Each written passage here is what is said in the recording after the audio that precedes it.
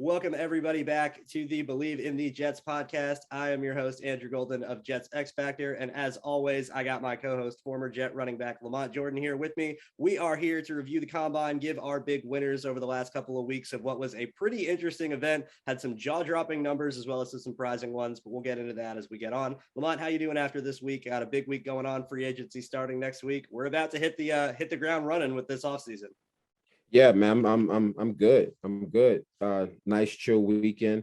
You can feel the madness of March is in the air between between NCAA basketball. Then you got the combine, and then we have NFL pro days coming up. I mean, you could sense it in the air that this is that time of year, man. So I'm excited, feeling good. Yeah. The spring bloom is going to take place in more ways than one. We'll have the pollen outside, and we'll have the energy in the air of all the different sports things going on. The offseason's about to kick off. We got free agency starting next week. I'm pretty sure Tuesday is the franchise tag deadline. Maybe even earlier than that if I'm remembering incorrectly. So we're about to really see how things are going to go. Free agency will let us know draft plans, a little bit of an indication how things go in free agency will always dictate that. But let's get right into this combine. We got some important guys to talk about. First things first, the entire University of Georgia just showed up and decided to take the event over. I'll go down just off the names off the top of my head. First and foremost, Jordan Davis, who we'll spend some time talking about in specific. After him, you have their safety, Lewis Cine, ran a 4.39 at 6'2" and 200 pounds. I really love him on tape. He's the type of guy that'll come down and take your head off. Has no fear of throwing his body around, makes plays in coverage too. I like him a lot at the top of the second for the Jets. If they don't, which I don't want them to go safety early just because I think there's some better guys that they could get at some more important positions. But if they do pass on a safety early, Lewis Cine at pick 34, I'm all for it. Sign me up for that. Trevon Walker, their defensive end, 6'5", 270 pounds, 4.6 40, 1.62 10-yard split. For people who don't know what a 10-yard split is, that's the first 10 yards of a 40-yard dash. For me, this is the most important piece of data I'm going to get for every prospect on the combine, regardless of position. If I could pick one piece of data for every player, for every position, and not have it split in any sort of way, shape, or form, I want 10-yard split data. Because in terms of football, everybody is starting from a standing start, and everybody is exploding as hard as they can, usually for a short amount of burst. That's all what the 10-yard split is showing. It's about the most easily translatable as you can get from a 40-yard dash drill, because very rarely are players running 40 yards. After that, the Georgia linebackers tested really well. Nakobe Dean did really well. Quay Walker had some good numbers. Channing Tyndall is another one of their linebackers that I think you had mentioned as a guy that you liked a lot. That he had tested really, really well. Even James Cook, Dalvin Cook's little brother at running back, showed up, and I'm pretty sure he finished with a 4.4. I think it was a 4.44 official 40. It was either 4.4 or high 4.3, but still a good time for him. And last but not least, the guy that I was honestly maybe most surprised. Well, let me not. Jordan Davis surprised me most, and we'll finish there. But after Jordan Davis, Amir White, their running back, who was supposed to be the thunder to the lightning duo of him and James Cook, Amir White ran a 4.41. Which was significantly faster than I was expecting for him. This is not what I saw on tape from him. I thought he was a bit of a plotter and that he didn't really have as much burst. So now I got to go back to his film and check that out. Overall, just the University of Georgia, they won the national championship for a reason, because they had a ton of all-star athletes on their team, and it's showing in this combine. Yeah, and you know what? And when you talk about the SEC, iron sharpens iron. Yeah, it's kind of following right along with what Nick Saban has pretty much brought since he's shown up at Alabama, and that is a dominant defensive front with some stout linebackers and a secondary that can cover the entire field. And I think that's why they won the national championship. And you saw it again in this combine. I mean, you talked about it. When I'm looking at the first three guys when I look at the first three guys that we've talked about, even before we got on, it was defense, a defensive tackle, a defensive end, and a defensive end. We talked about 5 guys in total, and out of the 5 guys that we talked about, 4 of them are University of Georgia. One of them, I'm saying that he's FSU, and Jermaine Johnson. Mm-hmm. But at the end of the day, the fact that all 5 of these guys played 4 of these guys played on the defensive side of the ball at University of Georgia. When you talk about recruiting, between winning the national championship and having all of your guys do very well at the combine, if you're the University of Georgia and you're talking about competing with Alabama, this was your year. Oh, absolutely. Yeah, no, 100%. A guy I didn't even remember until right now was Devante Wyatt, who's another one of their defensive linemen who's fantastic. And their depth is really, really astounding. If you look back at just who was on their team last year and the amount of NFL talent guys that are going to be on their team, we're forgetting Azeez Ojulari was a second round pick of the Giants last year, who was out of Georgia, who was also on that team. So there's another guy. There's two guys that are going to be NFL defensive ends that were on this team last year and were barely even going. It's astounding the amount of talent on this defense. I want to highlight in on Jordan Davis real quick and just let people know how dominant of a performance this was for Jordan Davis. I mean this, and I'm being serious. This is not hyperbole. Jordan Davis had the most impressive combine I've ever seen in my life. To be a 341-pound man at 6'6" and run a 4.79 official 40 with a sub 1.7 10-yard split. For reference, a 1.62 10-yard split is a good time for defensive ends. I'm pretty sure Jordan Davis hit a 1.64 at 341 pounds. His agility in some of his field drills made my jaw drop. The way he was able to change direction and accelerate, as we were talking about before we started, LaMont, to go from that much weight and inertia to be standing still and to be able to generate so much force to move that quickly, it's astounding. His testing was absolutely amazing. He had a over 10-foot broad jump at 341 pounds. He could move all 341 pounds of his frame 10'4" on a broad jump. That's amazing. Now, the question with him, as we were talking about off air, is with Jordan Davis in particular, one of the knocks with him is stamina, quote unquote. And that's what we have to figure out. I'm not saying it isn't, and we're not saying it isn't. We're saying we don't know yet. So when we go to the film, which I'm sure he'll be one of our film reviews in the coming weeks, we got to decipher, why wasn't he on the field more? Because if you're this generational athlete, for those who don't know about relative athletic score, as LaMont didn't before we started recording, and I gave him the lowdown on this show, make sure you go follow Kent Lee Platt on Twitter and get behind relative athletic score, because it is an incredible metric.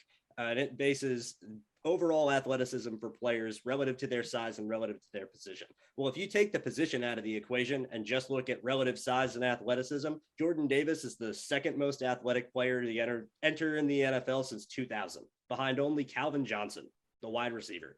That's an incredible number. And when you are that caliber of athlete, there is something to that. Those pure overall generational athletes, those guys very, very rarely outright fail. At the very least, they're solid. They may not get the technique or everything to put everything all together, but when you are that supreme level of a talent, very rarely does that ever hurt you. So what we got to figure out with this guy, and Lamont, I know you want to talk about this, is why wasn't he on the field more? Because we both think, we know he's a dominant run stuffer. That we know for sure. We think he's a pretty good pass rusher when he gets his opportunities and he can collapse the pocket, just get under some dude's pads and walk them back into the quarterback. We think he's got potential to do that. But why wasn't he on the field if he's testing like this amazing athlete? No one expected him to test this well. We expected him to test good for his size, but not like this.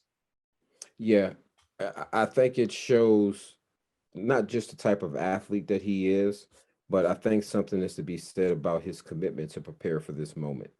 Agreed. And regardless of what the film shows, for guys who go to the NFL Combine, you know that this is something that's either going to boost your status or something that's going to drop your status. And I mean, he had a super boost here. And we're going to go back to the question that you asked. Why was he not on the field more? And I'm going to go back to something that Bishop Harris, he was my running backs coach with the Jets. All right. Coach Thurman Thomas, Coach Curtis Martin, Sam Gash. I mean, he's coached greats, Hall of Famers. He said this. He said, everybody looks good when you're fresh. But how do you look when fatigue starts to set on you? How do you look when the pain of the game starts to settle in on you? And the thing that we always talk about, it was hard for me to compete against Kurt, it was about being dependable, being durable and being dependable. So a guy can come out and run a 4.7, that's great. But if after 8 plays his 4.7 drops down to a 5.6, 5.7, then now we got to talk about that. And that's why I'm really excited to get into his film, because a guy like this, and we talked about it before the show, why was he not on the field on third downs? Third downs are critical downs. Third downs Right. is the opportunity to pin your ears back, especially third and long situations. Oh man, Absolutely. let's be disruptive. Let's go get after the quarterback. So yes, his combine numbers were great. And I think that this shows, like I said before, we have to take our head off to how well he prepared for this combine, because people don't understand that these college kids have not had a break. They have not had a break since they started playing college football. To go from winning the national championship, first of all, Yeah, longer than a regular season for almost everybody else that wasn't in the playoffs. yes, to play a whole college football game. All right. I mean, college football season, to not only play during the season, but to also play in the playoff and then play in the national championship and turn around and what, less than 2 months later? Yeah, national championship was right around after New Year's, so you're about 2 months, give or About take a about couple of yeah, days, but about two two months, months about after two being months in later. pure football shape after a Yes, whole season of SEC football and two extra yes, games in the college football playoff and an yes. extra game against Alabama to boot. And the extra game against Alabama at that. When we talk about being durable, to play through that, to be able to be healthy enough to put in the work that you have to put in order to give these numbers, that alone is impressive. I mean, my hat goes off to him. I cannot wait to see the film on him. And you're 100% correct. Looking at these numbers, especially at that position, what this tells me, especially with his broad jump, and you talked about that, is ball get off. Yeah. His ball get off is savage. Now we just have to evaluate the film. And here's the thing about it. Here's the thing. Here's the reality in this. We may watch the film and we're on, as Jermaine Johnson, when I watched his film, I saw a guy that whatever his 40 is, he's going to run that in the first quarter. And if he runs what a 4.5 in the first quarter, he's probably going to run a higher 4.5 at the end of the game. God forbid they're losing, it'll turn into a 4-3. Yes. And so when I look at Jordan Davis, when I watch his film, if I see a guy that, okay, I see why he's not on the field, is because he's good for 3 or 4 plays and then he has to come to the sideline for 3 or 4 plays. Yeah. That is something that could be a knock on him. But I will say this. This is where I guess as a GM, as a person who's having to make a decision as far as how high you're going to pick him, this is where you say you kind of ask yourself, okay, has this person used this time to prepare for the combine, to work on lifestyle things that may have kept him from being on the field as much in college? Because now he's no longer a college athlete. Now he's a full-blown professional athlete. So I'm really interested in looking at his film. But as far as this moment, people do not understand. This is a nationally televised job interview. Yep.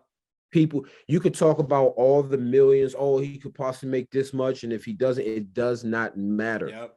The difference between a top 3 pick and a top 14 pick is significant. And to do what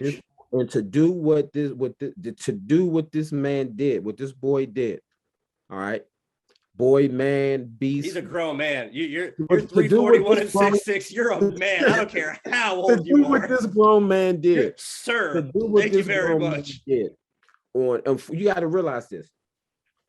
For me, this stage is bigger than the national championship, because this is the job interview to prepare for what you've been preparing for your entire life. And he just went out there and knocked it slam out the park. Take my hat off to Jordan Davis. Yeah, absolutely. Absolutely. He deserves all the credit in the world for this performance, because it would not have happened without the effort that he put in. You don't, let alone being a generational athlete, which it certainly looks like he is, you don't test that well without preparing to test that well. Yeah. I don't think running a 40 is natural for a 341-pound nose tackle. I don't think that's something that he was doing every day at practice at Georgia. So this is something that he obviously put in the work and trained for. And like you said, for his body to be in good enough shape after that college football season where he was in the trenches doing the dirty work the whole season long, for him to go through that year, come out healthy, be in good enough shape, and have a good enough mental state and everything else to prepare and put his best foot forward for this, it really, really speaks to his character. And I think it's a really big boost for him, like you said. Last point I want to end on with Georgia in general and Jordan Davis, they kind of hand in hand go together, is another guy that they had that tested through the roof on their defensive line that didn't play as much snaps as maybe people would think with how athletic he was, and that's Trevon Walker. Trevon Walker, quite literally, was almost nearly comparable athletically to Myles Garrett. When you look at height, weight, acceleration, athleticism, Myles Garrett was a little better in the 40, a little bit better in the vertical jump. Trevon Walker was a little better in the 40. Their 10s were very similar. Their arm length was very similar. Now, Myles Garrett is the highest graded defensive end I have ever had in my years of draft scouting, and Trevon Walker is nowhere near him as a prospect. So I'm going to start very clearly by saying that. But this is a guy that they had that came in that was a third down sub rusher that they did a lot of stunts with. That was kind of like the opposite of Jordan Davis, where Jordan Davis comes in and he's the early down on the interior nose tackle. And I'm going to come in on this play. And if it gets to third and 4 or longer, then we're going to bring in Travon Walker. We're going to slide in our other starting defensive end, Devante Wyatt, who might be playing 5 tech on this play. He'll now move into 3 tech. We'll shift people over and we'll bring in this new defensive line package. I think that has a lot more to do with it than people are giving credit, because I think Georgia had a defensive line rotation. And I think it is the coaches, quite frank. Is there going to be a stamina issue? Yeah, I'm sure you don't want Jordan Davis in there for 60 plays on defense. Sure. But I think this is a situation where they're going for their defense and how it worked structurally. It looked very different on third down than it did on first and second. And it was a lot more of a, we are going to stop your run game on first and second down, and much more of a, we are coming after your quarterback on third down. So I think the changes in coaching and the personnel required for that might have a little more to do with it than we're getting credit for. I'm really excited to get to the tape and see if that has something to it. Because if it's the opposite, then we're going to see why they had to change these guys out. And it was more of a necessity, not out of a preference. But that'll be really interesting to see how that works out. Last Georgia guy I want to mention really quick, Lewis Seen, their safety, is a guy I really like for the Jets. He's about 6'2", 200 pounds, will absolutely knock your lights out as a hitter. And he pulled a 4.39 40, which I thought he was fast on tape. He was really fluid and instinctual, but I didn't realize he was that fast. So now I'm going to have to go see if I can go find some clips of him really opening up and running. But to be that fast with his speed and his hitting ability, being a fast, big hitter is never a bad thing for a defense. So I'm all on board with him. Yeah, I'm with you on that. I mean, you bring up safeties. I believe my guy that I like is out of Michigan, Hill. Jackson Hill. Yeah, he ran 4.37, I think. And I think that he had either the 4th or 5th best bench press. Yeah. Out of all the safeties. And for me, that's something that is significant. When you're talking about having a safety, especially if somebody like him that I think could possibly be a strong safety, you want to know that he can get up there, jam people, and hold his own. So I'm interested in looking at White. I really just can't start. I can't. I'm excited about the film. I remember a coach that I played for. We were Skip Pete. We were in a meeting one day, and we were just talking about actually talking about testing. You have parts in the meetings where, hey, we took care of everything. The whole meeting doesn't have to be about football. Sometimes we talk about life and things of that nature. And we just one day the conversation was just talking about 40 times. And he made this point, and it was a great point. He said that you can get all of these nice numbers from testing, but when you turn on the film and you see a guy that ran a 4.3 get caught by a guy that runs a 4.4, I'm going to pay more attention to the guy that runs the 4.4 because their game speed is different. Yeah. And so all of these numbers are nice, but can we turn on the film and see a guy who just ran a 4.2, ran a 4.3 or 4.4? Do we see this guy pulling away, or do we see this guy getting caught? So, for our listeners, all of these numbers are great, but there's a difference between preparing for a test, and your test is to see how fast you can run. You have a big focus on being able to do that. All right. But when we turn on the game film, can you still run that speed in the game time situation? And so that's why I'm really excited to watch the film on all of these guys. Yeah, there's a multitude of reasons for that. And not to go off on too much of a tangent, but there's a big difference between running in a straight line, and that's the only thing you're thinking about, and running in a straight line and remembering what route you're supposed to run, or being a defensive back and doing it backwards, or being a linebacker and having to read your keys in the run game and play action, or any of the other things that come with being a football player. The actual part of playing the game of football and the technique that goes into it has its own factor. And the guys that can operate and do both at the same time, those are the guys that end up performing really well. Because like what you're saying with game speed, it's more than just being fast in pads.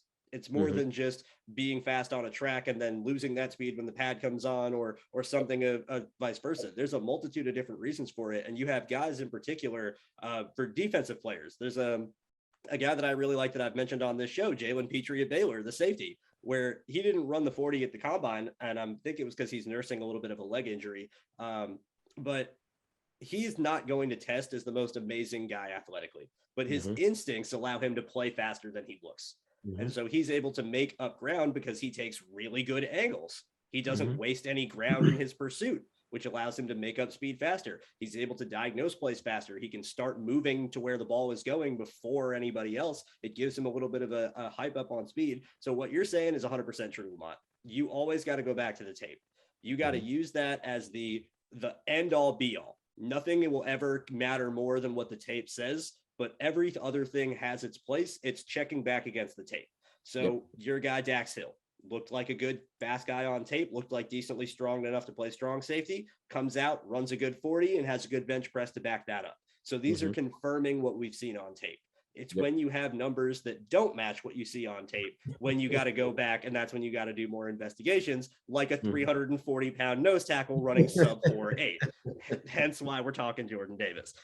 Getting off the University of Georgia, the next guy I want to talk about is a wide receiver, and not many of the ones that people were expecting, but a guy that's just been absolutely dominant this entire draft process, and that's Christian Watson from North Dakota State.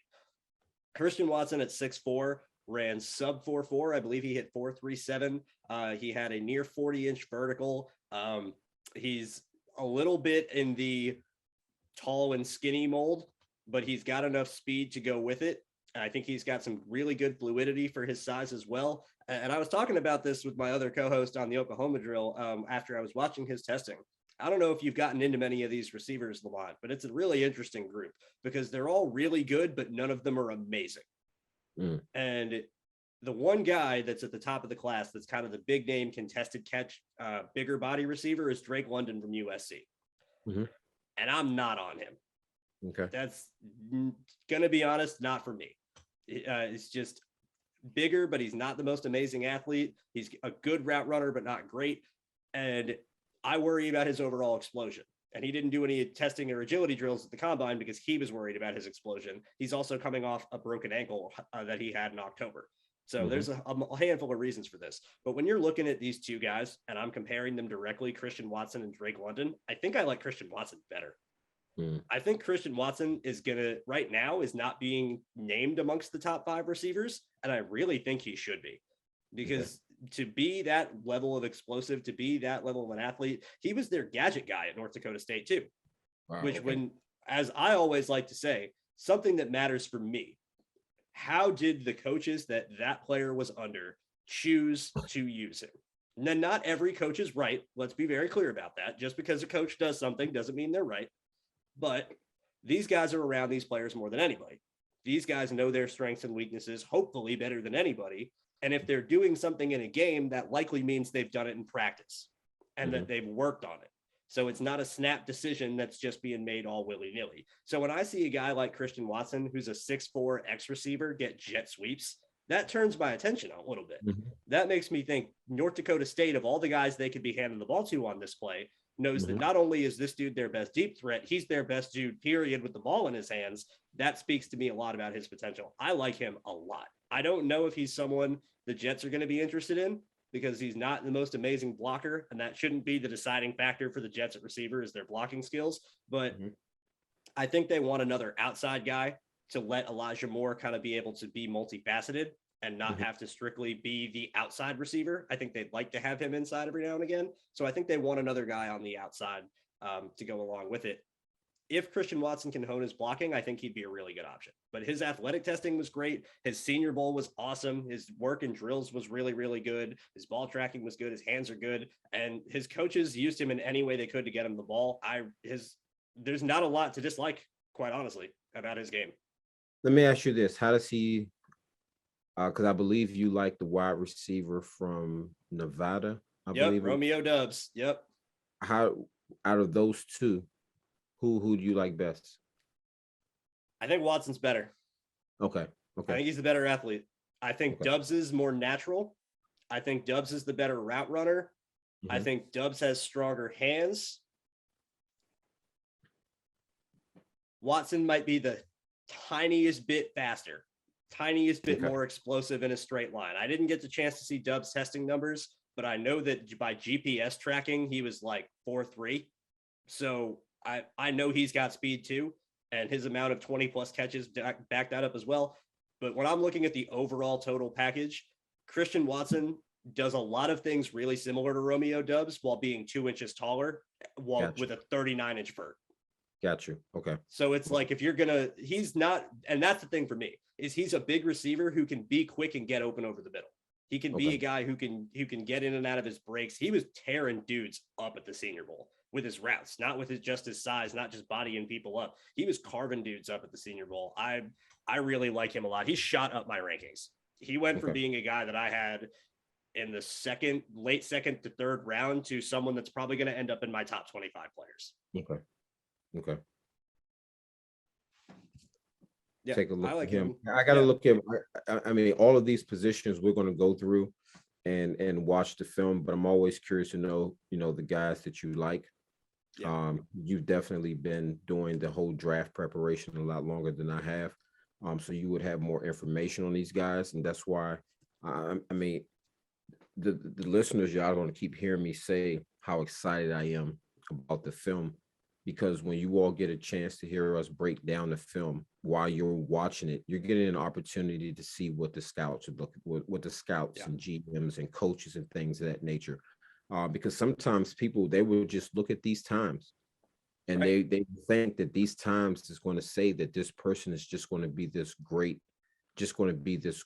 football player because they ran these wonderful times. But then, like you said, you turn on the film, things don't match up. Now that's going to bring some hesitancy. So I'm really excited, especially the wide receiver position. I think the Jets should probably try and get one in free agency. Depending on who the free agents are. I wouldn't want to waste an early pick on a wide receiver though.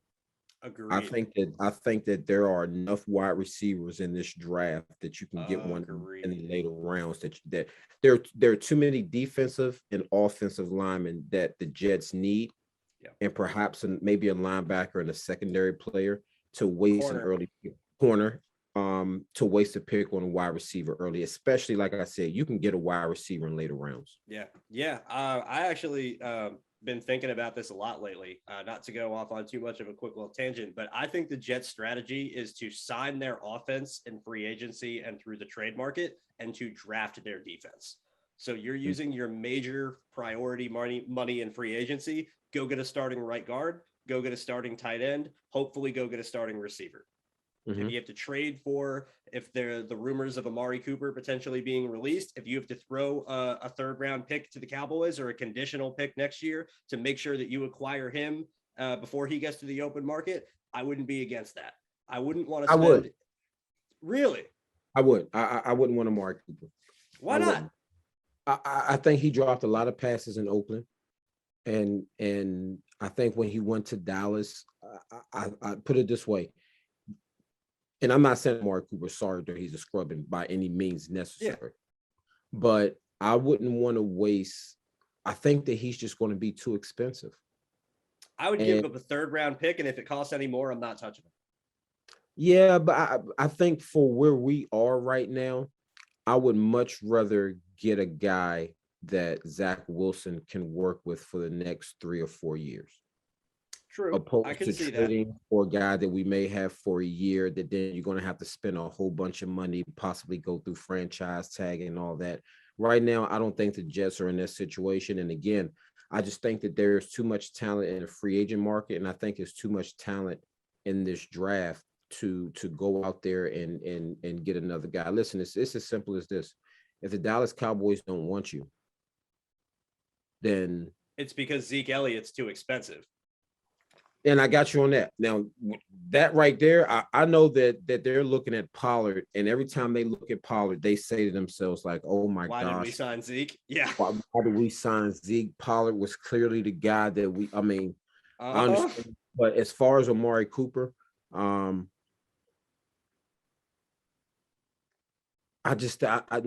know. I can understand your reasoning. Listen, I'm not disagreeing with anything of what you're trying to say, because it would have to be a reshuffling of his contract.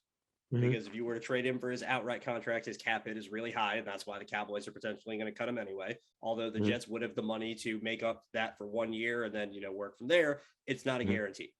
And I can definitely understand the argument of just sign a guy like a Christian Kirk, who's 26 years old, who has plenty of years ahead of him to grow with Zach Wilson, that you're just going to get signed on a contract for a handful of years. You're not going to have to worry about it. I can see that for sure. I was just thinking from the aspect of, from a talent perspective, in terms of acquisition cost perspective, when I'm comparing those two things in a compare and contrast. I don't think there's a better talent for acquisition cost at wide receiver than Amari Cooper. I'm with you on that. But I will say this. I'm with Amari Cooper if you can somehow move Corey Davis.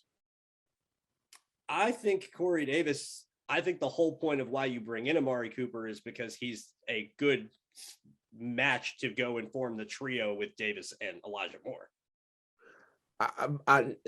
But you know how high I am on Berrios. And to be honest, we got to bring him back first. And so if he put it this way, if we have a choice, I bring Berrios back and I let Amari Cooper. I don't worry about Amari Cooper, because again, I think that you can get what you would get out of Amari Cooper. I think that you could possibly find something close to it in the draft, where you don't have to. By signing Amari Cooper, you're talking about the next 2 years. There's a lot of uncertainty with a big name player like that. And I would that's my concern. Now, listen, if we don't have Berrios, let me ask you this. If we don't have Berrios, do we go after Cole Beasley? No. Okay. No. Why? I'm thinking about I'm assuming that we'll have more lineup on the outside. See, and that's what it will be really interesting to see, is where do they want to put Elijah Moore? Do they want to keep him more on the outside, in which case then Berrios becomes a huge priority so that he can be in the slot? Or do they want Elijah Moore to get some more time in the slot and be more of a combo? And so they need a guy that can do both. And as much as we love Berrios, I don't think we're expecting him to win on the outside all day. But you know what? Here's where I differ. I think Moore and Berrios are both guys who could win on the outside for these two reasons.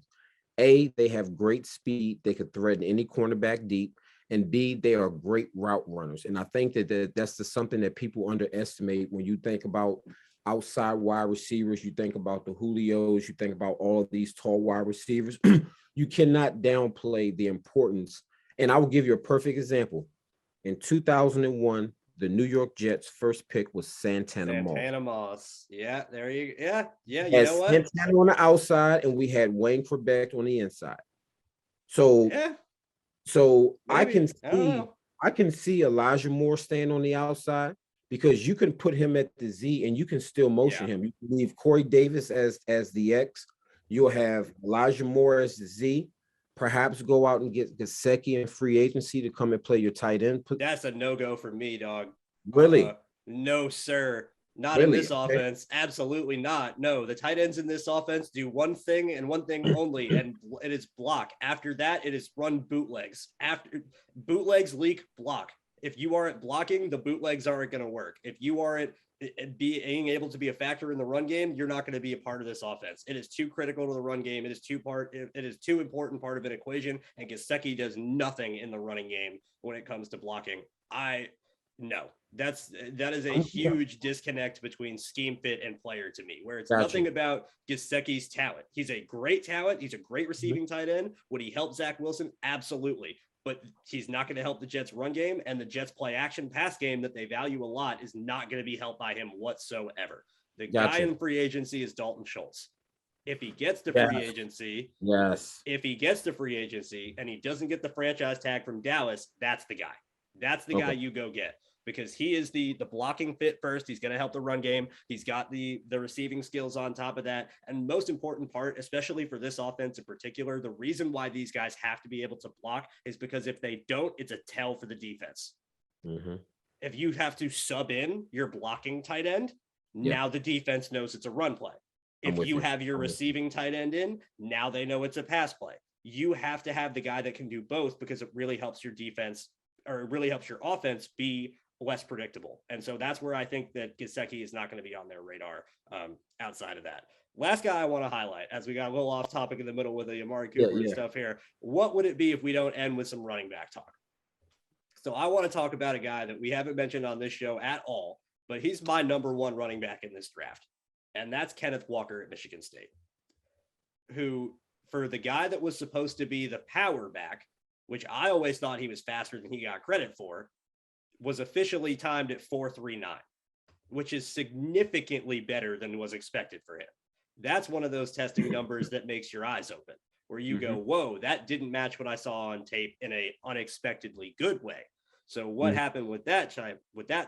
Well, we know he didn't lose weight, because he measured in at about 217, which is about what he was listed at to play at Michigan State beforehand. And this dude, his contact balance is the best in the draft, and it's not even close. His vision is the best in the draft, and it's not even close. His feet in the hole are fantastic. His patience is great. His acceleration is awesome. His ability to run through tackles and stay upright is awesome. His leg drive is great. He can be useful as a receiver. Oh, and he runs 4.39. He's a better version of Mark Ingram to me. When I look at that build, when I look at that play style, which 5'9", 217 pounds, low to the ground, thick built, compact frame. He's like the same width from shoulders down to hips, just a block of cinder right in the middle, or cinder block right in the middle. I love him. The Jets are not going to take him. He's going to go too high, and that's perfectly fine.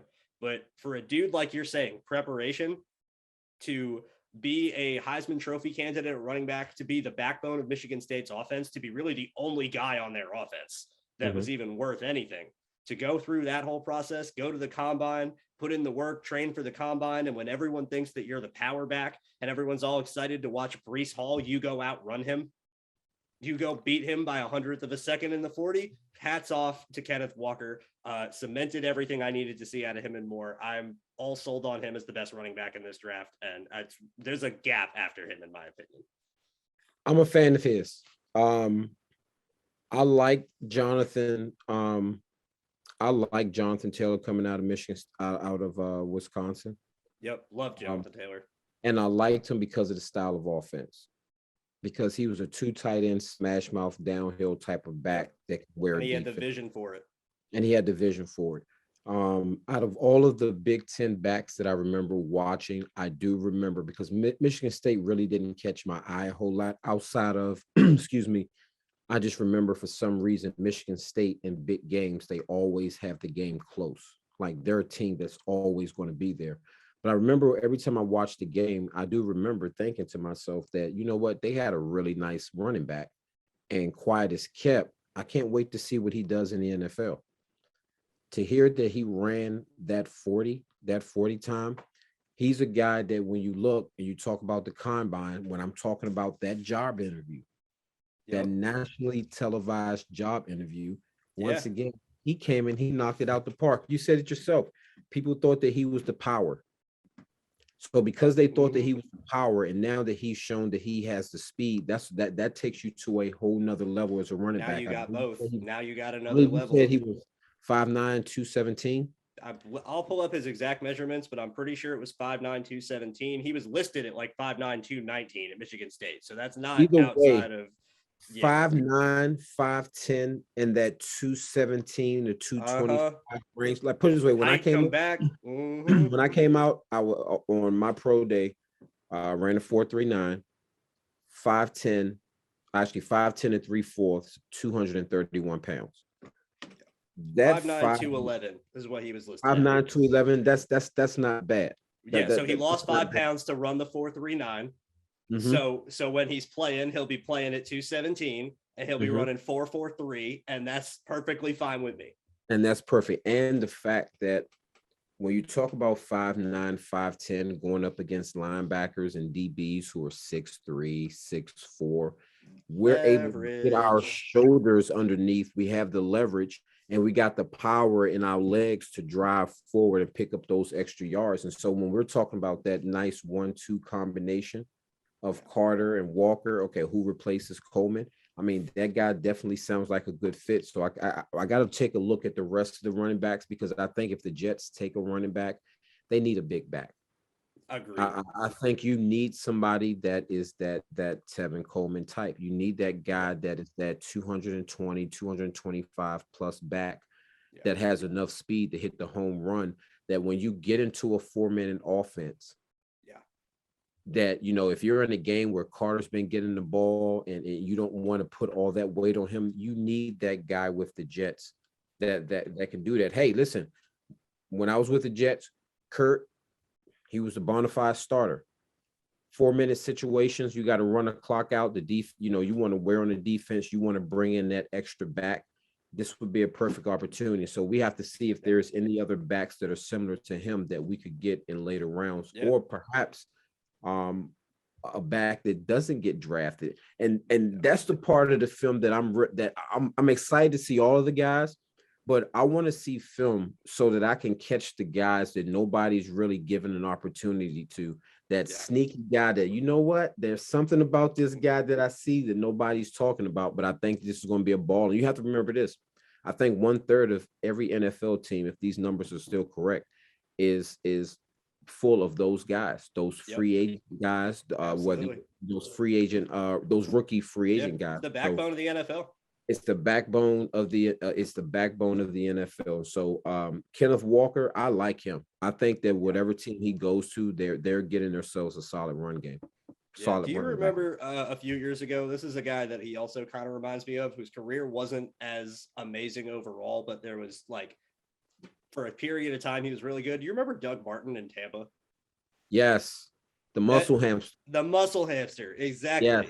Yes. I get Doug Martin vibes from him a little bit, which for people that don't remember, Doug Martin at his peak had 2 seasons of over 1,400 rushing yards and was like 1,850 scrimmage yards at his best season, I think.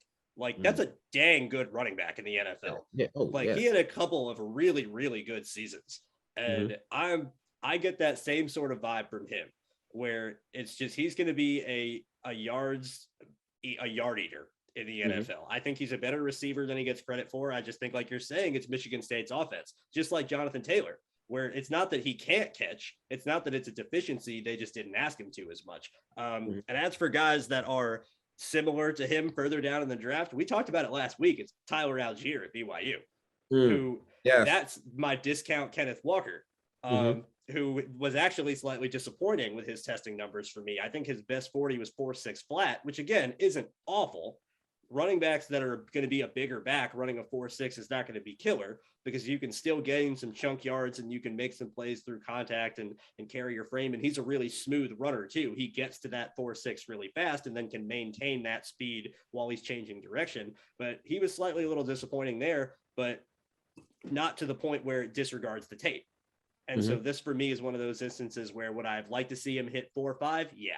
But is 4.6 flat going to kill his grade for me? No. But maybe now he falls to round 4. Maybe now he's there for the Jets at the top of the 4th round. Maybe it's a blessing in disguise. So or maybe it's not even a maybe. He would be a perfect example of why college pro days are so huge for guys. Yeah. because he came out there and he ran a 40 that's really not going to turn heads. Now, between now and his pro day, if he can somehow get into that 4.4 range, then now he's right back up to where he was. Gets into the 4.4 range, he's going to be a second round pick in my eyes. Because at that point, then you're looking at a guy that I think can be a real complete every down back. I think he's got more than enough receiving chops. BYU used him as a receiver plenty, and he was great at it. That we know. He's a smooth runner. He ran the same zone system. He's got the power. He can run through tackles. He's got the effort. He's got the attitude, all of that. Then right now, I really like him as a part of the whole. Okay. He's not the guy that I'm sitting there and saying, Tyler Algier my 25 carry a game bell cow. But if Michael Carter's my 20 touch a game guy, Tyler Algier's my 12 touch a game guy. And I think he could be really, really good in that role. Kenneth Walker to me is the 25 touch a game guy. Okay. Kenneth Walker to me is the get him the ball as much as you physically can, because he's going to do everything he can with it and go from there. But yeah, the Jets are going to have options in their running back room. Another guy, as I mentioned from Georgia's Amir White, who was another dude who was supposed to be the Thunder, had his own teammate there at the combine with him, who had all the hype of being Dalvin Cook's little brother, and he went and outran him too. So hats off to Amir White for proving people wrong and putting in the effort. And I think this is a really good point to end.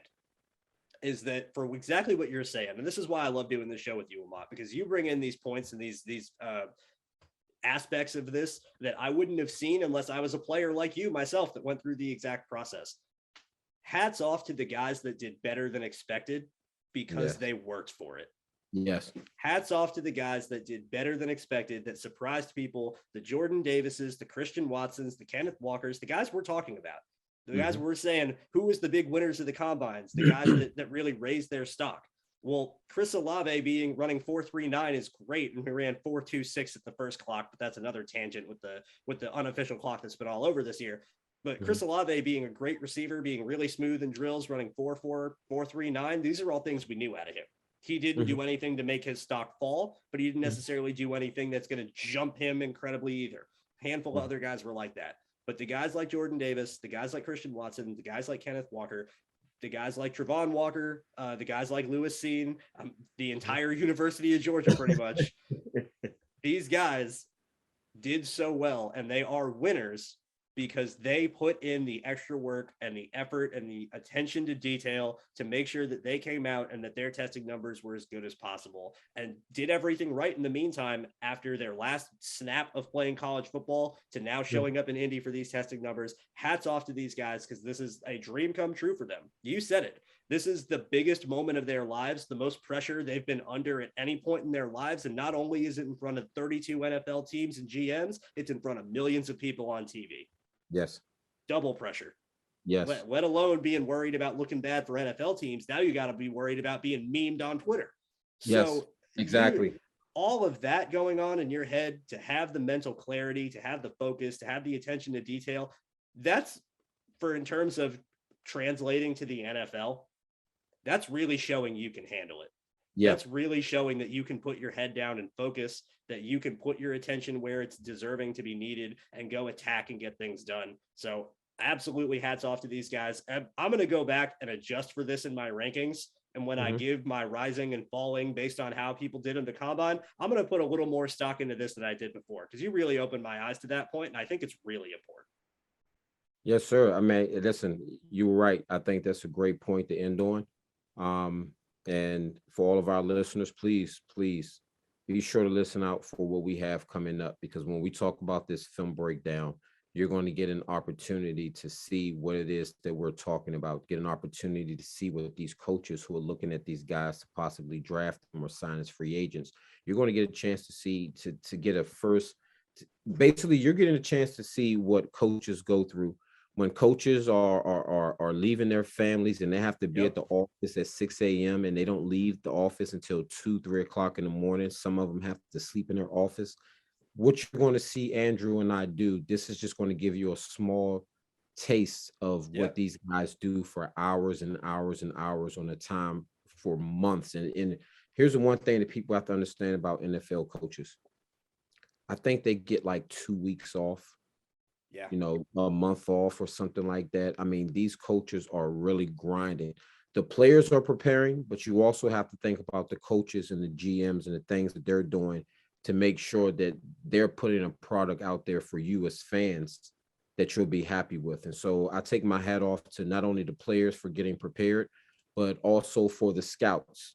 Not necessarily the coaches who get paid the millions of dollars, but these scouts that have to fly from college to college for an entire season. The guys that have been on the road all year. Yes, it's not even like this isn't even their break.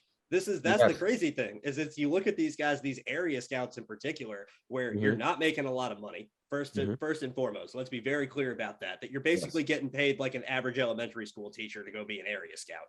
And you're going all over the country at every different opportunity to different schools, trying to get information and contact with whoever you can at whatever schools you have. So you're away from your family, you're on the road. You don't necessarily know where you're going based on where games are played. And then once that ends and once the season's over and you think that you get to be a point of stability and you get to be back home, well, now it's draft season. So now you're spending every hour of the day at the facility and you're putting in all that time grinding. And it doesn't stop until rookie mini camp's over at the end of in May. And you get the gap between May and training camp starts. That's the break. And even then for coaches, this is the thing for coaches in particular, the coaches are doing so much more as a whole, because as a player, and not to discredit the work that players do whatsoever, but as a player, your goals are take care of your body and learn your playbook. Yes. You don't have to come up with new plays as a player. Yeah. You don't have to adjust your own playbook as a player. You don't have to create anything new. You don't have to evaluate free agency. You don't have to study other teams' film. You don't got to watch 350 college players for the draft and go through all the meetings with that. Again, not to discredit any of the work that players do, because it's very important and it deserves praise, but it's a different aspect and a different amount of work being a coach when not only are you coaching all of the players that are still on your team, you're self-scouting yourself, getting your new plays and your new playbooks ready. You're studying the draft. You're studying free agency. You may have had a coach that left. You may have had a coach get hired by another job. Now you got to hire a new coach. There's all of these things that go into being a head coach or a coach in general. And so the fact that Robert Saleh, and for instance, to round back to the Jets, Robert Saleh didn't go to the combine this year. Robert Saleh sent 3 of his coaches to the combine. He sent their tight ends coach, their DB coach, and their D-line coach, and their scouting staff along with GM Joe Douglas. Those were the Jets that went to the combine. The rest of the Jets coaches, their head coach and their 2 coordinators and their special teams coordinator, have been back all week doing draft film. They've been studying tape. Then the reason they did that, they said, is because they didn't get to watch tape at the Senior Bowl. The week when other teams would send out representatives and have guys back at their headquarters to jump in, they were there coaching. They were there setting everything up. So they're now back and using these numbers as a reference to go back and watch tape. The amount of work is just a lot. So stay tuned. That's how we're going to end this. There's a lot of work coming. We're going to take you guys all through it. By the April, I promise you guys will have a handle around the neck of this draft class, just like we will. We'll know everything about it. We'll squeeze all the juice out of that orange. It's going to be a great time. I cannot wait to get started with Jermaine Johnson. He was another guy that had a great combine, but I wanted to save talking about him for our video when we really get into it. Put it this way. He was 1/100th of a second slower across the first 10 yards than Saquon Barkley at 254 pounds. So take that as you will. We're going to have the draft on lock for you guys in the near future. Until then, thank you guys so much for listening, and we will be back real soon. Lamont, go ahead and give your parting shots for the people. Let's get on out of here. Appreciate you all listening. You can find me on Instagram, LaMont Jordan _34, or on Twitter at Coach Jordan 34. And you can follow me at Andrew Golden _17, and make sure you guys stay tuned to the Jets X Factor YouTube channel for our video breakdowns in the very near future. Thank you again so much for listening. We will talk in real soon. Bye-bye. Peace.